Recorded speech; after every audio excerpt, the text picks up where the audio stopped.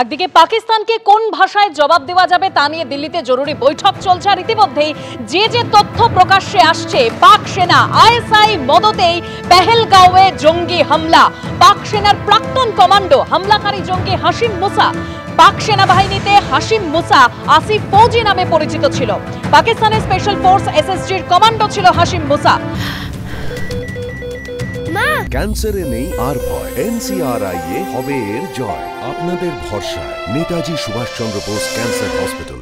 পাক সেনা আইএসআই মদতেই জঙ্গি হানা, ভারতের যে সন্দেহ সেই সন্দেহেই শিলমোহর পড়ল। লস্করি তৈবার সদস্য পাক সেনার প্রাক্তন কমান্ডোই কাশ্মীরে হামলাকারী। পাক অধিকৃত কাশ্মীরে প্রশিক্ষণ আর তারপরেই কাশ্মীরে হামলার ছক কষা হয়েছে।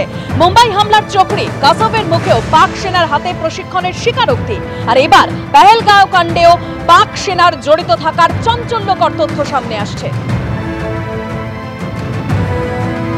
মুম্বাই হামলা থেকে পুলওয়ামায় জঙ্গি হানা, সন্ত্রাসবাদের সঙ্গে পাক যোগ স্পষ্ট হচ্ছে। ঠিক যেরকম আপনাদেরকে বলছিলাম, মুম্বাই হামলার সময় ধৃত জঙ্গি কাসাব জানিয়েছিল পাক সেনার প্রশিক্ষণের কথা।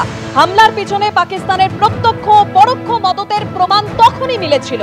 ভারতের উপর হামলা আর এই অশান্ত করার জন্যই এই ছক।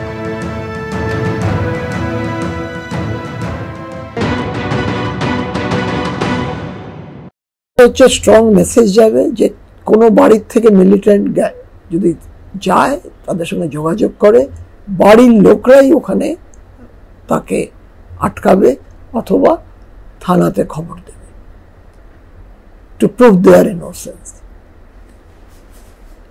আর আরেকটা হচ্ছে, একটা কিছু মানুষ যারা নাকি এই মিলিটেন্সিতে বিশ্বাসী করে তারা আরো রেগে যাবে।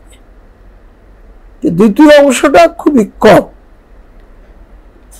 তো এই পরিস্থিতিতে এদের শেল্টার ওরা কোথায় নিচ্ছে?